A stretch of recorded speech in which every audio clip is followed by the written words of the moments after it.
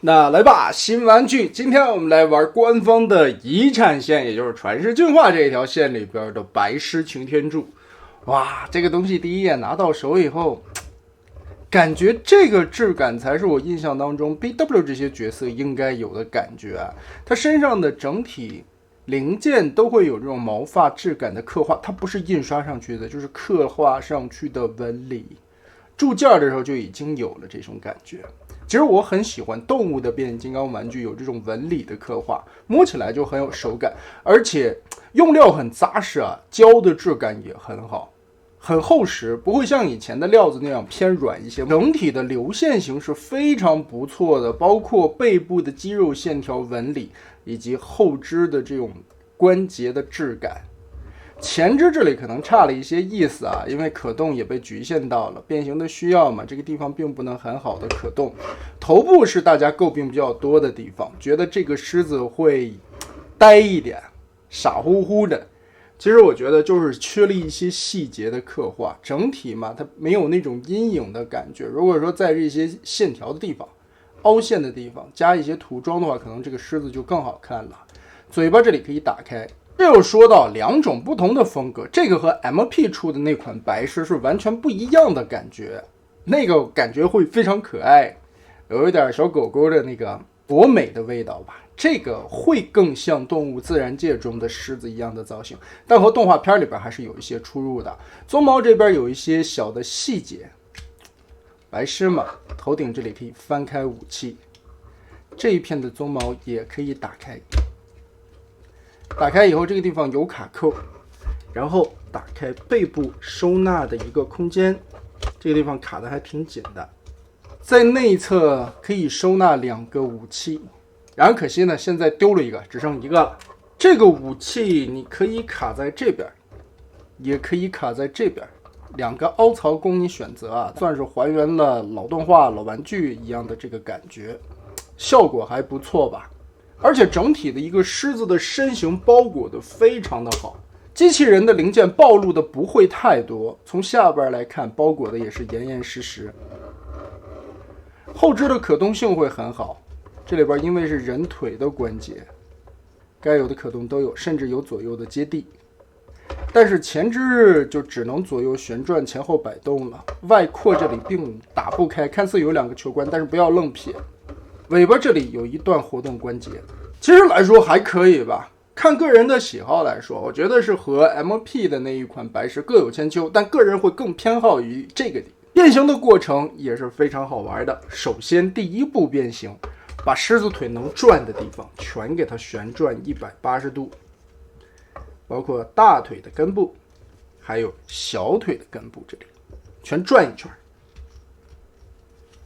就变成了这么一个畸形的状态。然后后肢双关节拉平，后脚跟翻折出来，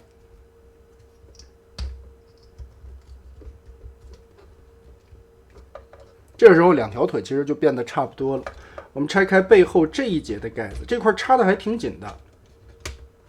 注意的是，它左右这里有一个插扣，后边这一块的一个大卡扣插的会特别的紧。双关节拉起来放到后边，然后是连接着半截鬃毛涂装的这一块，这里作为锁着2个红色零件的关键部位，一共有4个卡扣，左右各2个。打开以后，把这一节继续双关节往后拉，腾开一个更大的空间。屁股后边的盖子翘起来，解锁开，尾巴往里翻折，刚好这里有一个凹槽可以收纳它。背后这里就出现了3层堆叠的装甲，我们把2条腿放下来，就可以摆到正确的角度上了。下半盘其实很简单的就变完了。上半身继续处理，我们先把这一片鬃毛的根部卡扣打开，这里有一个卡扣。下巴的这片鬃毛也打开，腾开这里所有的空间，为手臂的翻出做准备，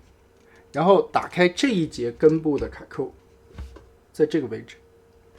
但是吧，可能这个地方设计的有一些不太安全啊，我个人感觉挺危险的，玩的时候小心一些吧。顺着它的开口球腕的方向，先把这里打松，脑袋稍微的往起翘一翘，哎，胳膊这个时候就可以卸松了。但注意左右拆分的时候，下方这里是一个挂钩，卸开挂钩，横着翻折开。哎，其实这个胳膊的变形收纳方式，我觉得会比 MP 的那一款处理起来简单一些，但处理完的效果又很好嘛。两个拳头翻出来，顺着这个关节旋转180度，扭到这边来。好，然后把这个狮子的腿往里翻转180，顺着这个开口的球关往起叠，这一块鬃毛回归，手臂就变成这个样子即可。另外的一边也是翻折上来，然后把鬃毛回归，这一块就贴在这里就行了。所以我说为什么这个地方设计的感觉挺危险，看这个地方的根部只有这么一点点的连接，小心一些吧。好了，变到这一步，两条胳膊我们已经变出来了，然后打开下方的肚皮，圆滚滚的地方，脑袋翻出来，这一块旋转180度再贴回去，刚刚好两个卡扣还有它的弧线把这一块完美的贴合住。左右的卡扣腋窝下方卡过来，然后盖胸，盖胸记得先盖这一面，再盖这一面，把它的挂钩挂上，肚脐还有这一块放着领导模块的胸板盖子卡上去。哎，这人形基本就有样了。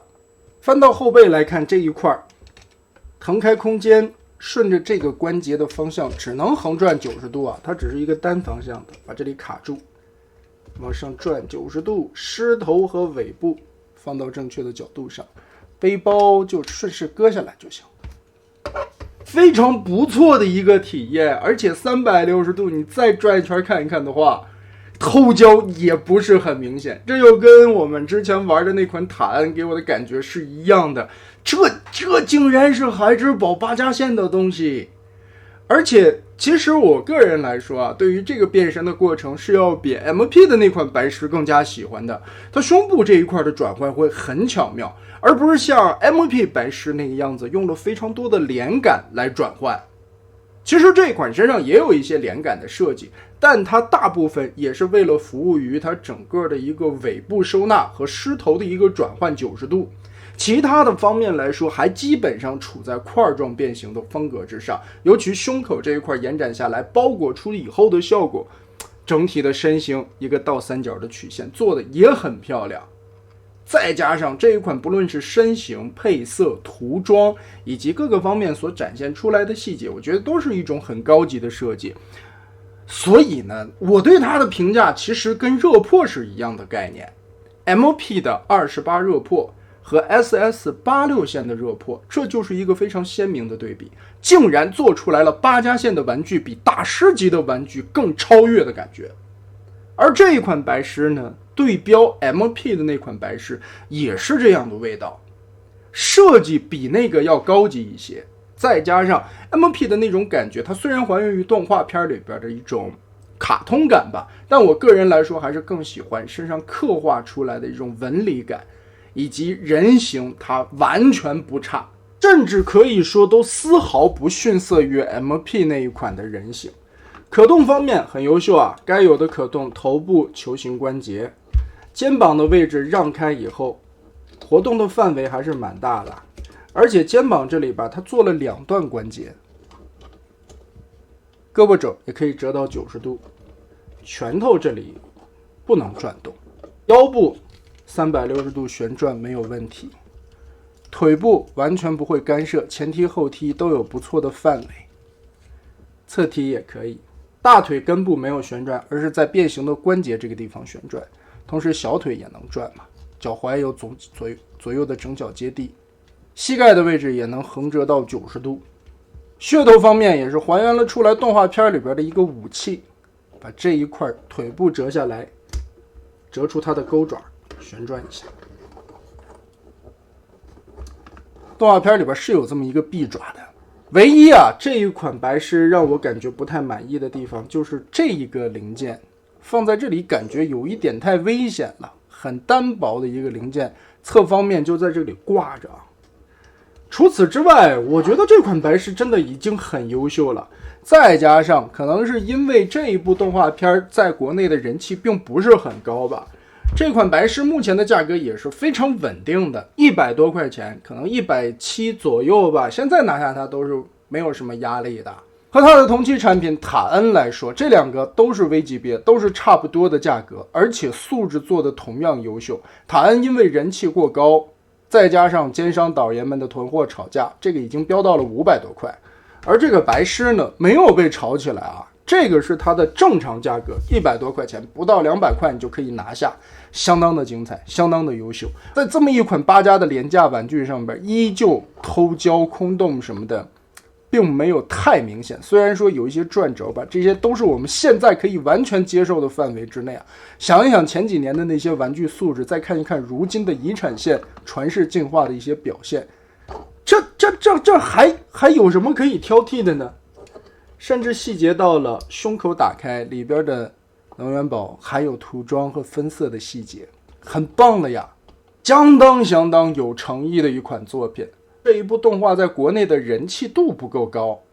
所以导致了这款产品没有被炒高，但完全掩盖不了它是一款优秀玩具的素质。狮子头是玩家吐槽最多的地方，反而我个人来说，我并不讨厌这个头的造型，感觉更像是现实中的野兽狮子，而不是像非常卡通的 MP 效果的博美头。这个稍微的勾一下线，做一下阴影渗线什么的，还会非常帅的。白狮擎天柱与塔恩都是在遗产线整个的这条线里边不可多得的好模具，甚至是孩之宝近几年来不可多得的良心产品。没有别的，强烈推荐。款玩具的产品素质都能做到这个级别的话，我们完全不要求什么，这就够了。这已经很棒了，非常符合我们心中的一个预期值。而且在我这里我要再给它加一些分数，因为它的完成度和变形的体验以及2个形态的完成效果，我个人感觉是要比 MP 的那款白狮要强出来特别多的。所以我给它的评价就是这一款白狮是在86热破之后再一次超越大师级的作品，太棒了。